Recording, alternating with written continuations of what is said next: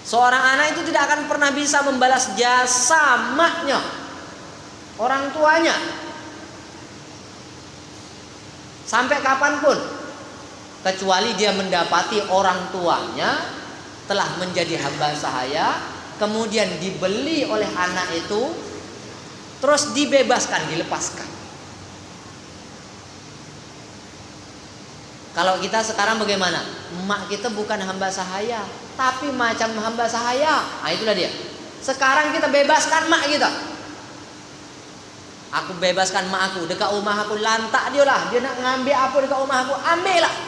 Nah, suka dia lah. Dia nak tidur dekat kamar aku, dia nak tidur dekat dapur, dia nak tidur dekat mana, dia nak makan apa, lantak dia, aku buat. Selama tidak bertentangan dengan Allah dan Rasul. Suka-suka dia lah, ini semua untuk dia. Nah, bahasa kita macam itulah. Ketika mak kita datang ke rumah, hati kita ni lapar. Mak nak makan apa? Tanya makan ini lain sebagainya. Aku tak nak makan, aku nak tidur dekat kasur rigau. Tidurlah mak. Usah tegak-tegak, semua hak milik dia, silakan pakai. Nah, itulah bahasa kita, lapang semuanya.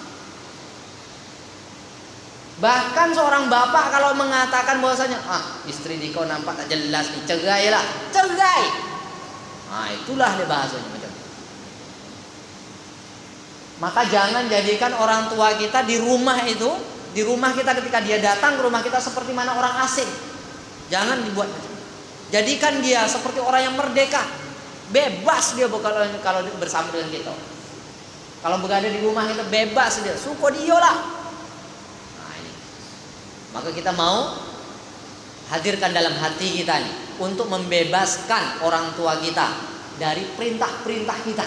Justru kitalah yang harus siap untuk menerima perintah orang tua kita. Karena Nabi sudah sampaikan tadi, seorang anak tidak akan pernah bisa membalas jasa orang tuanya,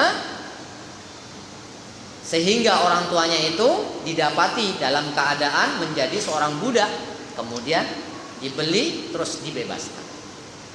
Di dalam riwayat yang lain,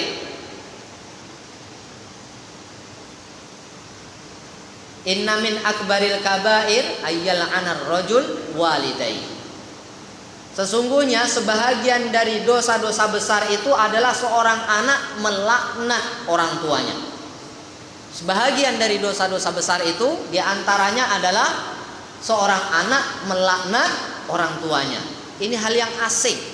Qila ya Rasulullah, kaifa yal'anur rajul walidai? Ya Rasulullah, macam mana seorang anak bisa melaknat orang tuanya nih? Kalau bahasa dulunya orang-orang para sahabat Nabi sallallahu alaihi wasallam enggak suka macam tak ada yang buat macam itu.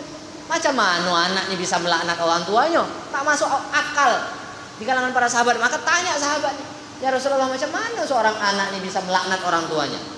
Kata Nabi, yal'anu abar rajul fayal'anu abahu wa yal'anu ummahu fayal'anu ummah. Seseorang melaknat bapaknya orang lain. Bapaknya orang lain, kemudian anaknya bapak orang lain itu melaknat lagi bapak. Atau si A dan si B saling melaknat orang tuanya. A melaknat bapak si B, si B melaknat bapaknya si A. Atau begitu juga, si A melaknat emaknya si B, si B melaknat emaknya si A. Maka jadilah dia melaknat sama dengan melaknat emaknya, orang tuanya. Maknanya hadis ini menjelaskan kita pun tak boleh melaknat orang tua orang lain. Mak bapak orang lain tak boleh kita laknat, karena dia nanti akan melaknat mak bapak kita. Mak bapak ni kau ni memang kurang ajar. Umpamanya awak cakap macam tu, dia pun balas, mak bapak ni kau pun kurang ajar. Dah, jadilah sama seperti mana kita melaknat mak bapak kita sendiri. Jangan melaknat orang tua, karena dia adalah orang-orang yang sudah berjasa kepada kita. Walaupun dia bukan orang tua kita, tapi ketahuilah ketika kita melaknat orang tua orang lain, maka dia akan membalas melaknat orang tua kita. Sama artinya kita melaknat mak bapak kita sendiri. Kemudian di dalam riwayat yang lain lagi dijelaskan bahwa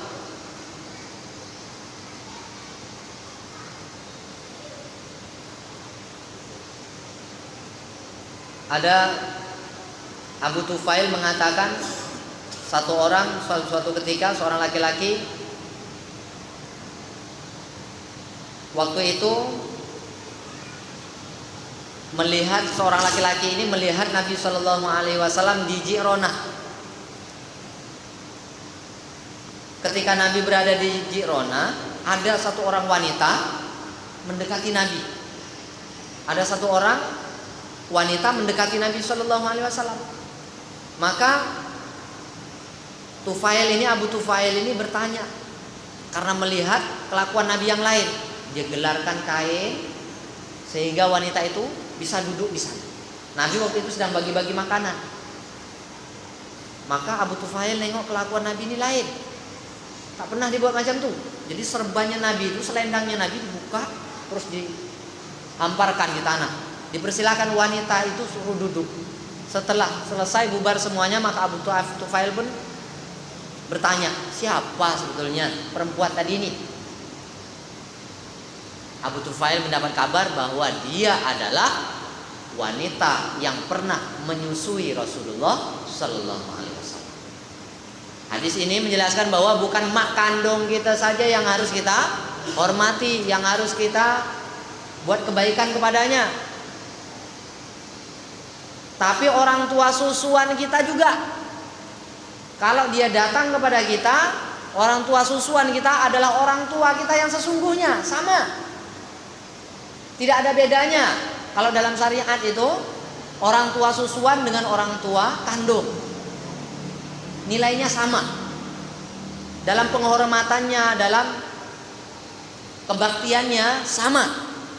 Makanya Nabi ketika datang, ibu susuannya terus langsung dihamparkan kainnya.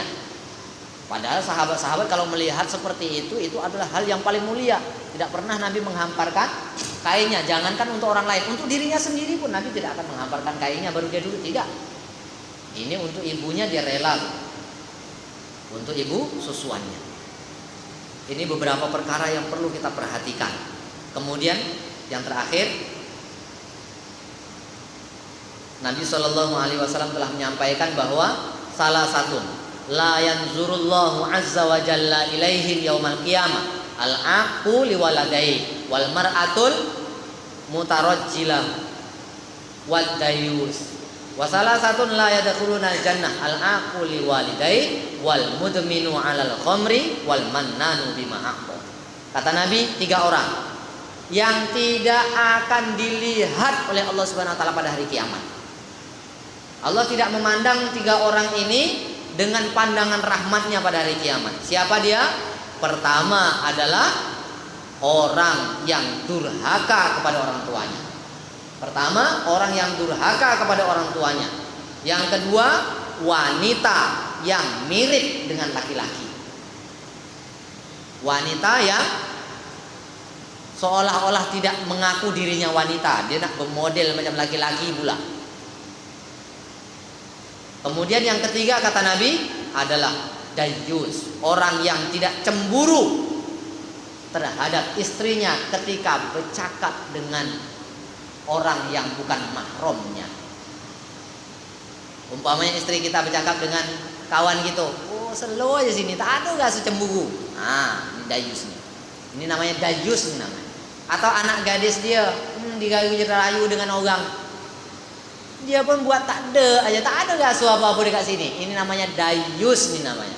Laki-laki yang seperti ini besok di hari kiamat tidak dipandang oleh Allah dengan rahmatnya. Pertama, anak yang durhaka kepada orang tuanya.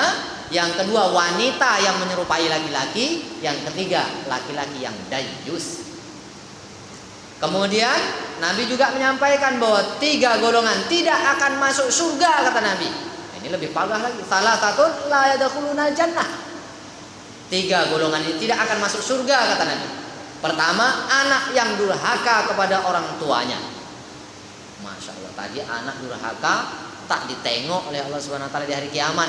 Terus Nabi sampaikan lagi, anak durhaka tak masuk surga. Masya Allah, memang berat betul kalau anak durhaka. Wal mudminu alal khamri. Kemudian orang yang mencandu khamr. Nyandu dia khomer tuh. Nah, kalau mencandu khomer, ini tidak akan masuk surga kata Nabi. Terus orang yang menyebutkan pemberiannya, orang yang menyebut-nyebut pemberiannya. Inilah beberapa perkara yang perlu kita jadikan bahan perhatian agar kehidupan kita ini semakin lama semakin menyebabkan Allah ridho kepada kita. Subhanallah bihamdihi, subhanakallahumma wa bihamdika, asyhadu an la ilaha illa anta, astaghfiruka wa atubu ilaik. Assalamualaikum warahmatullahi wabarakatuh.